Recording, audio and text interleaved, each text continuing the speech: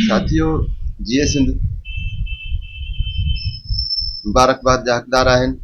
ये साथी कुर्बान बुढ़ियो साहब ऐं फिरोज़ साथी जिन ही प्रोग्राम करायो आहे ऐं केन शाह जे हवाले सां ऐं केन शाह खे बचाइण जे हवाले सां त कीअं बचे ऐं दोस्तनि तफ़सीली ॻाल्हायो आहे। साॻी ॻाल्हि कोन कंदुसि। बुखारी साहब चयो त वक़्त जी हीअ तक़ाज़ा वॾी आहे, आउं तोॾे वधां तूं वधी आ।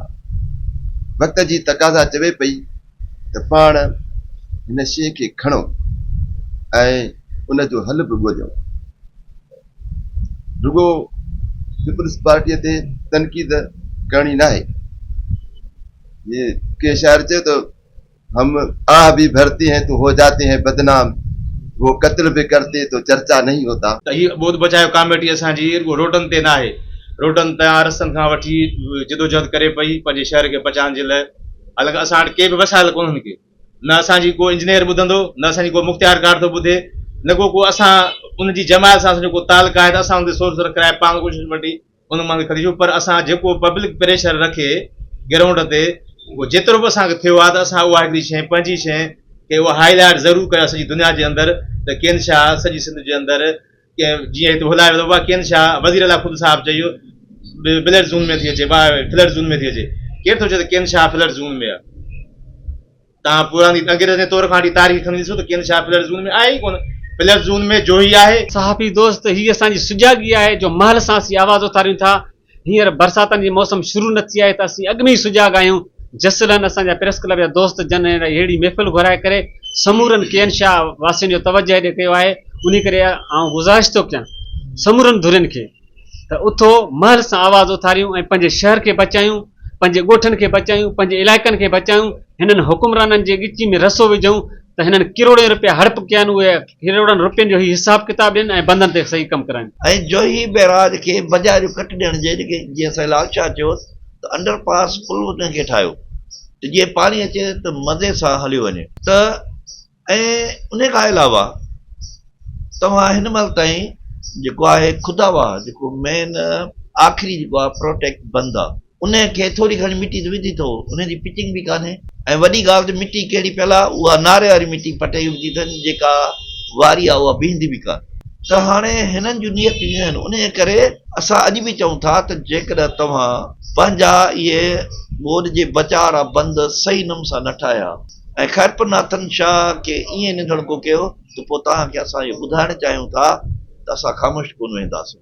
ख़ासि तौर ते ॿोॾि बचाव कमेटी इन प्लेटफॉर्म ते असां वरी जॾहिं शुरू कंदासीं जेसीं ताईं इन्हनि जो बंदनि जो कमु मुकमल कोन थो थिए।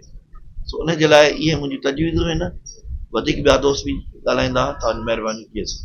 खैरपुरनाथन शाह हिकिड़ो तारीख़ी शहर अदब जे हवाले सां, थोरे सियासी जिदोजहद जे हवाले सां, MRD खां वठी, पर इन्हनि ॿिन्ही सुञाणपनि सां गॾु हिन शहर जी हिकिड़ी सुञाणप थी वई आहे त हे ॿुॾलनि जो शहर आहे, जेको असांजे लाइ दाग़ आहे हिकिड़ो। असांजी सियासी जिदोजहद जेका आई उहा असांखे फ़ख्र जी ॻाल्हि आहे, या नाथन शाही शाइरनि जो शहर। इन ते गौर वेही कजे त ही शहर छो थो ॿोड़ियो वञे। साईं टेक्निकल उन जूं ॻाल्हियूं ॿुधायूं, पर असीं रुॻो एतिरो था चऊं त ही शहर बचाए सघिजे थो, ॿोड़ियो भली हथ सां वञे। जिथे को बि कमु कोन थो थिए, पोइ छा कंदा आहिनि, जॾहिं सियासी माण्हू थोरी जिदोजहद कंदा आहिनि या दाहूं कूकू कंदा आहिनि त पोइ वरी ॿाहिरों कुझु माण्हू घुराए ऐं उन्हनि खे जेका थो माना शो कराइण जे लाइ उन्हनि खे खाटी ॾियारे ऐं चवंदा आहिनि असां कमु पिया करायूं। हिते को बि डिस्पोज़ल कोन आहे। जेकॾहिं पाणी बारिशूं पवनि थियूं त डिस्पोज़ल न हूंदो त पाणी किॾां वेंदो। डिस्पोज़ल जो हुजणु किथे खपे, उहो बाईपास ते तव्हां सिम में जेको डिस्पोज़ल जो जेको सिस्टम रखायो, जो केन शाह जो समूरो जेको ड्रेनेज जो पाणी आहे उहो जेको ओॾां वञे, पर उहो केरु करे? गवर्नमेंट त तव्हांखे ख़बर आहे त जेका जंहिंजी आहे उहे सभु जागीरदार आहिनि ऐं उहे चाहिनि था त जेका आवाम परेशान हुजे ऐं असां हुकुमरानी कंदा रहूं। ऐं जॾहिं वरी इलेक्शन जो टाइम थो अचे त असांजो जेका माण्हू साॻी ॿोली पियो ॻाल्हाए, जीए भुटो वारो राग। जेसीं ताईं की इहो राग बंदि न थींदो ऐं सिंधी माण्हू सुजाग न थींदो ऐं पंहिंजे जेको आहे सो ज़मीर ऐं गैरत सां न बीहंदो तेसीं ताईं की असांखे अहिड़ा तोहफ़ा मिलंदा रहंदा। जीअं मुंहिंजो क़ाइद डॉक्टर कादर मुंशी। ॾींहों ॾींहुं पंहिंजी ज़िंदगी में इनकलाब जूं ॻाल्हियूं, पर अफ़सोस ख़ैरपुर नाथन शाह जा अञा असां पाणी, बंद, पिचिंग इन्हनि जे कढूं। अॼु जेको मेड़ाको आहे उहो आहे ख़ैरपुर नाथन शाह खे ॿोॾि खां कीअं बचाइजे। रुगो अॼु ई की ॻाल्हि न आहे, ॿोॾि बचाओ कमेटी मुसलसल 5 सालनि खां रोडनि ते ॻोठनि में ऑलरेडी मौजूदु आहे। उहे सभु दोस्त मौजूदु आहिनि। चवण जो मुताबिक़ इहो आहे त असां ॿुॾूं छो था। उन जा 2 सबब आहिनि वॾा। हिकिड़ो सबब इहो त जेके ख़ैरपुर नाथन शाह जा शहरी आहिनि, चाहे शागिर्द हुजे, सहाफ़ी बिरादरी ऐं सहाफ़ती जेको लॾो आहे उहो मामलनि जी निशानदेही करणु आहे, उनखे गैर जानबदार थी करे रिपोर्ट करणु आहे। पर ही हिकु बहितर इनिशिएटिव आहे त उन्हनि हिकिड़ी कचहरी रखी आहे त भाई शहर जे मामले खे कीअं मुंहुं ॾिजे। कमो बेश असां वॾनि बरसातनि खे मुंहुं ॾींदा रहिया आहियूं ऐं हाणे त वधीक थिए थो। अॼु 7 अप्रैल आहे ऐं कवी इम्कान आहिनि त अॼु खां 9 ताईं बरसातूं थींदियूं, वरी 16-17 ते बरसातूं ॿुधायूं वियूं आहिनि। जेका माहौलियाती तब्दीली में जेको बिगाड़ आयो आहे, जेका उनजा असरात असांजे हिन ख़िते में पवनि था।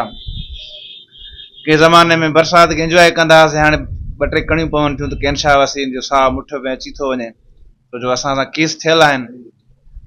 ऐं मूंखां अवल दोस्तनि जिन्हनि ॻाल्हायो, ख़ासि करे फ़कीर अली हसन जामे अंदाज़ में ॻाल्हायो आहे, ऐं जेको असांजो मौक़ुफ़ आहे असां उन सां सहमत आहियूं त घटि में घटि